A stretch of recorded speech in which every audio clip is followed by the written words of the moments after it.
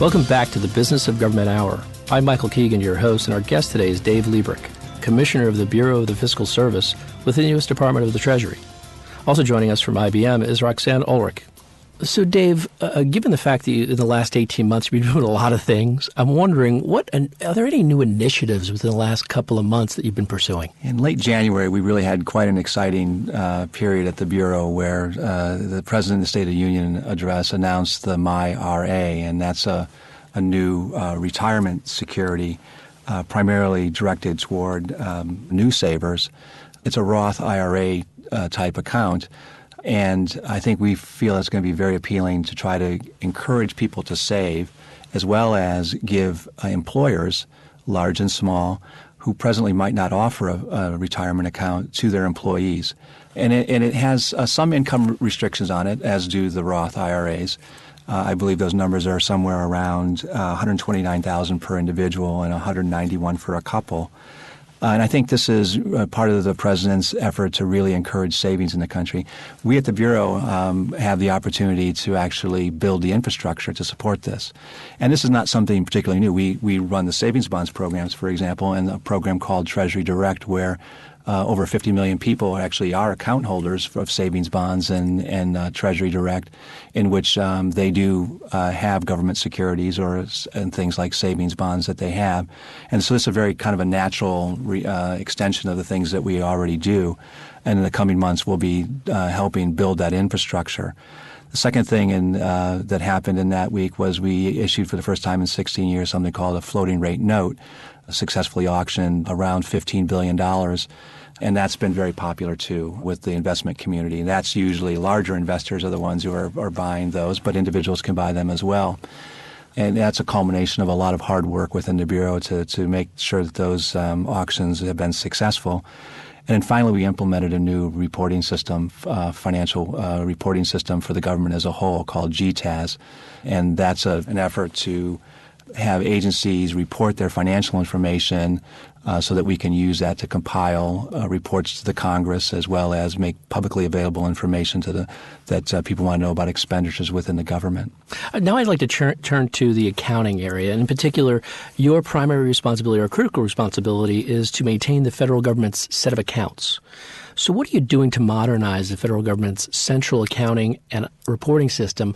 And the second part of the question is, how does data transparency factor into this? So the Bureau is also responsible for producing something called the Financial Report of the United States Government, done annually. And that's really a compilation of the financial activity for the past fiscal year. We use a lot of the central systems that we have to compile that information, asking the agencies to report that information. It's not an easy process to do that. You can imagine it as an entity as large as the federal government. And so things like GTAS, which I mentioned a second ago, are parts of our effort to make that process go more smoothly and giving agencies better data. But I do think that there is a more general question around data transparency, and that's one of the new strategic goals we have for the organization, is to make financial information a public good, that it can be consumable by the public, and that we try to do the best we can to give the public better access to financial information in the government. Now, there's lots of challenges with that, and we've sat down and thought about, where we think we need to be in the next 3 to 5 and 10 years on that. Part of the challenge is that you have to have data standardization. And right now, there's different systems across government that provide data in different forms, and there's not oftentimes a unique identifier of that information. So there's a lot of work that needs to be done in there. There's also over 47 different core financial systems across government. So the ability to extract information or get information is complex. Different systems, different functionality within those systems.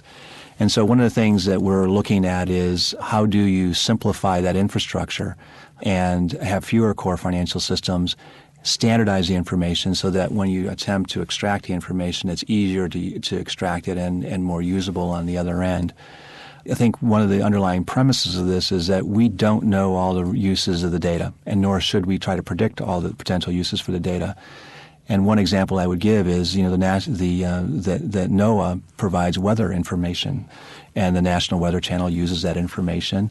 And interestingly enough, advertisers use that information to decide what advertisements they want to run on the National Weather Channel. when one was thinking about this information that's being provided by the government to the private sector, you're not exactly sure how it will be used. GPS is another good example. That's government data which is being provided, and private companies are using the data to do things like using GPS systems and the like that have all improved the quality of our life significantly. I'm not sure how I ever drove without a GPS prior to that. But it's really important that this is government providing important and useful information to the American public, but also providing in a way that someone, if they can use that information to benefit the quality of life, they can do that. And so we're not exactly sure what all the uses of the data might be for our financial purposes, but we do know that people have interest in it, and we want to make sure that we we drive the effort forward that's going to make it more usable. One of the questions is the information machine readable? Well, lots of government information today is not machine readable, so it makes it hard to do analysis around it. And those are some of the things that, as we're looking out in the future, that we want to play more of a driving role in making that. And the federal government makes trillions of dollars in payments every year. And as you mentioned, unfortunately, there are instances where the government makes payments that are improper. Would you tell us about your efforts to reduce improper payments in the federally funded programs, and how does the Do Not Pay Business Center factor into your work in that area? So there are about an estimated over $100 billion of improper payments. It's important to understand what that means, because I think that sometimes there's the conclusion that people draw is that means that there's that money being paid to people who shouldn't be getting it, and there's fraud, waste, and abuse that's attached to that. That does happen. But at the same time, what oftentimes happens is it's about a payment that doesn't have proper documentation, or it's a payment that has been misdirected.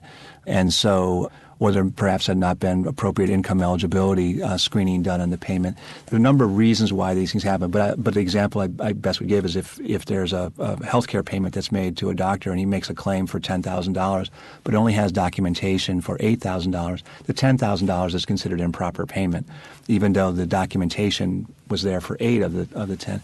So sometimes the number can be a little bit misleading overall, but there's some very important issues here, which is you have to have integrity in your payment system. And so the government shouldn't be paying deceased people, plain and simple. While that's not a large percentage of that $100 billion, it's a very small percentage of it.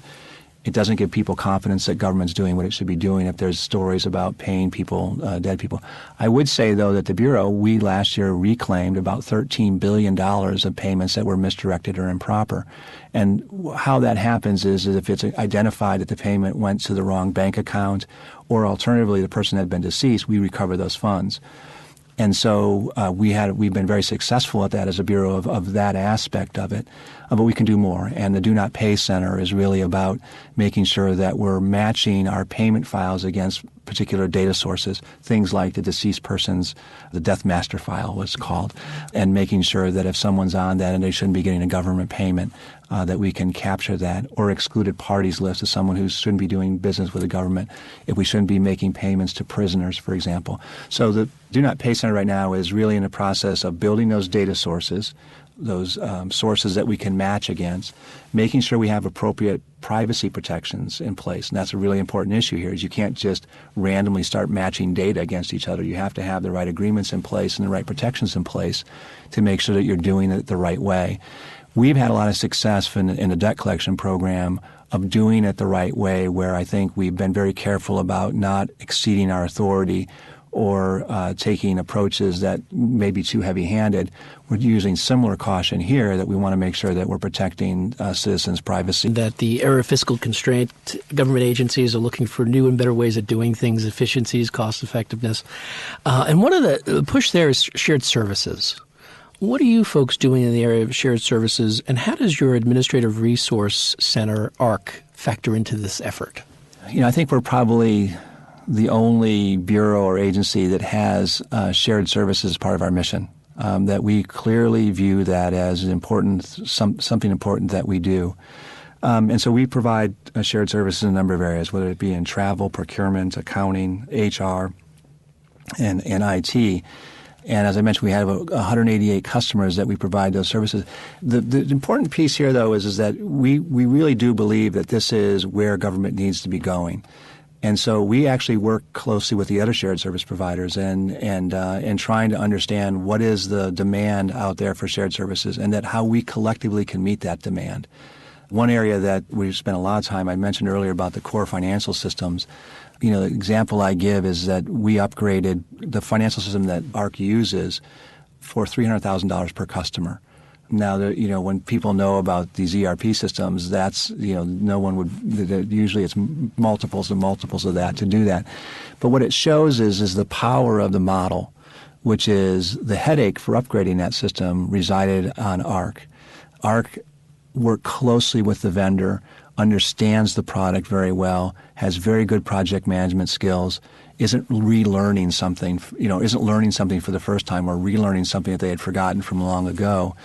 And therefore, that project came in under budget, on time, in a way where, if you're a federal agency and you're not used to doing these kinds of things, there are many examples across the federal government where they've had, very difficult implementations and costly implementations. So I mentioned the value as it relates to data. That is fewer systems that allows you to extract the data and standardize the data more easily. But there's also significant cost savings involved, and administration of the systems is sizable. And so I think that we're out there talking to the other shared service providers, and we're talking about what agencies are doing, what they need to be doing over the course of the next 10 years. So, for example, if an agency just put in a new system, you wouldn't expect them to have to move to a shared service provider in the next year. But when they're looking down the road 5, 6, 7 years, you want to say, look, one of the options you really need to be considering are these federal shared service providers a viable option for you?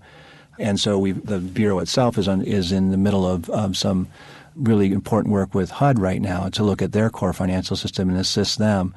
And I think what that is, it's significant in the sense that in the past, the shared service providers have really primarily been small agencies that have used the shared service providers because they couldn't afford to provide those things. Well, I think what you're seeing now is more of a movement toward large agencies using the shared service model. That's not without challenges. I mean, how do you grow the business in the right way? How do you make sure you have appropriate governance and representation in that process? But I think it's the way the government needs to go in large measure. And the other example I'll give there is, I talked to one CFO who said he spends 25% of his time on systems issues because he's dealing with his ERP and his core system. The CFO in my organization, in my bureau, spends none of her time on systems issues. She's spending her time on internal controls. She's spending her time on budgets. She's spending her time on management and HR, the things that we want her to spend her time on, not on looking at what her core financial system is doing. So it's a very powerful model, and I think that example holds true in a number of areas, whether it be travel or procurement. There's lots of opportunity across government to do more.